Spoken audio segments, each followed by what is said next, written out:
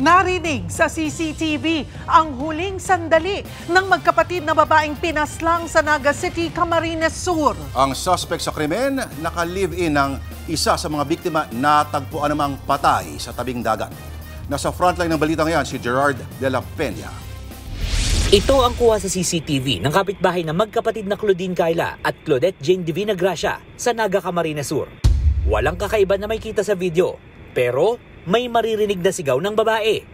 Babala, sensitibo ang odyong ito.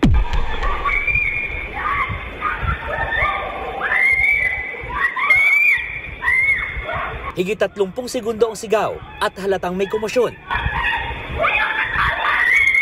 Kuha yan gabi nitong Sabado. Kinaumagahan, nakadapa sa damuhan ang patay ng si Claudine habang nasa kwarto ang bangkay ng kanyang kapatid at putol ang kaliwang kamay.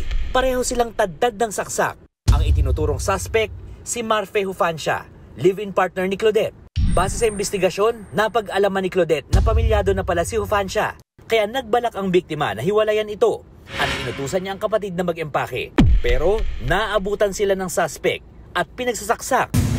2 araw matapos matagpuan ang bangkay na magkapatid, isa namang bangkay ng lalaki ang nakita sa dalampasigan sa bayan ng Kabusaw. Iba na ang itsura nito, kaya hindi na makilala. Ayon sa mga pulis, positibong kinilala ng mga kapatid ni Hufancia ang bangkay. Mula sa damit, pustiso at singsing nito, kumuha ng DNA samples ang soko para matiyak ang pagkakakilala ng bangkay. Nagsasagawa na rin ng autopsy para malaman ang sanhi ng pagkamatay. Walang nakitang foul play doon sa bangkay. So, posible pong nalunod ang dahilan ng pagkamatay ng tao. Ang ama naman ni Hufancia, nagsorry sa pamilya Divina Gracia.